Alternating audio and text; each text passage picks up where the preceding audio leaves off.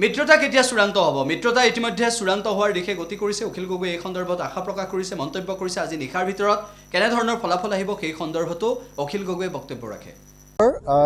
একেবাৰে সমষ্টি অঞ্চলবিলাকত সমষ্টিত প্ৰচাৰ অভিযান আৰম্ভ হৈছে।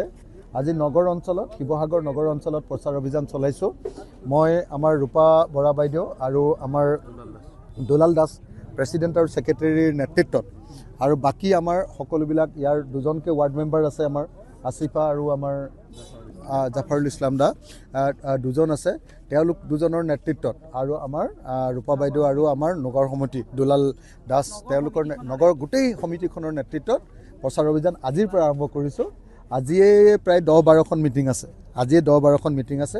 আটাইবিলাক মিটিং কৰিম আৰু আজিৰ পৰা একদম গ্ৰাছৰুটলৈ সোমাই গৈছোঁ।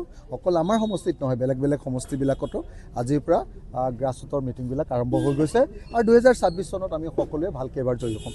আজি ৰাতি 12টা বজাৰ ভিতৰত আমাৰ মিত্ৰতাৰ সকলো ফৰ্মেলিটি শেষ হ'ব আৰু আজি ৰাতি 12টা বজাৰ ভিতৰত ফৰ্মেলিটি শেষ হোৱাৰ পাছত পজিটিভ নিগেটিভ যিয়ে হ'ব মই তাৰপিছত কাইলৈ ৰাতিপুৱা আপোনালোকক কৈ দিম।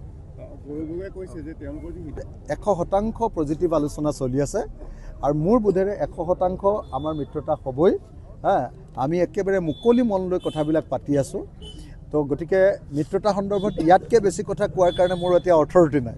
মোক দলে কৈ দিছে আৰু মোৰ বন্ধুবৰ্গই কৈ দিছে, যোনে এই মিত্ৰতাৰ কথাবিলাক চলাই আছে তেওঁলোকে মোক কৈছে যে আজি ৰাতি 12টা বজালৈকে কথাবিলাক আমি মনে মনে থাকিব লাগে আৰু ৰাতি 12টা বজাৰ ভিতৰত আমাৰ এটা মীমাংসা হৈ যাব।